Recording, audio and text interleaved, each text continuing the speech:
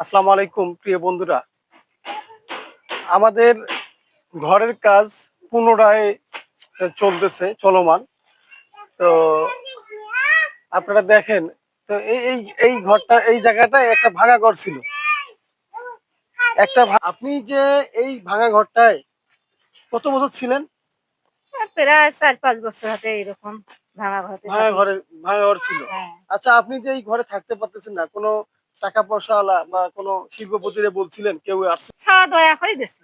তো ইনশাল্লাহ আপনারা, আমি কথা দিয়েছিলাম যে আপনারা একটা ব্যবস্থা করে দিব ইনশাল্লাহ। কিন্তু দেখেন, আজকে আপনারা এই ভাঙা ঘর ভেঙে ফেলে আবার নতুন, পুনরায় করে একটা নতুন ঘর উড়াই দিচ্ছি। হ্যাঁ, আমাদের জন্য দোয়া করবেন। আর কেউ কি আপনার এই ঘরের জন্য কোনো টাকা পয়সা নিয়েছে? না, না, আমাদের কোনো কর্মী নিয়েছে? না।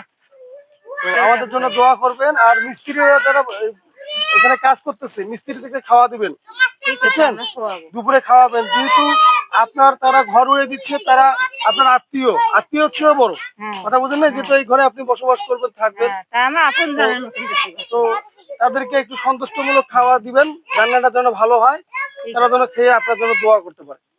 আমরাও তোমার জন্য দোয়া করব। জি জি, আমরা উনি তুমি উনি যে করছেন নফল উনি নামাজ সদ্য, পড়বো। জি, আপনার কে হয়নি? দেখি। মেয়ে হয়। হুম, আপনার মেয়ের যে আমরা এই ঘরটা উঠাই দিলাম, আপনাকে, আপনি কেমন লাগতেছে এই সম্বন্ধে একটু বলেন। ভালো লাগছে। উপকার করেছি। উপকার করছি। তো আপনার যদি উপকার হয়ে থাকে, তো হ্যাঁ, আমাদের সবার জন্য দোয়া করবেন আপনারা। আল্লাহর রহমতে ঠিক আছে? আমরা হচ্ছি, আমরা কিন্তু আপনার উপকার করেছি, আমরা দোয়ার দাবিদার। হ্যাঁ, হ্যাঁ, দোয়া দেব। আমাদের জন্য দোয়া করবেন। সবসময় দোয়া করব।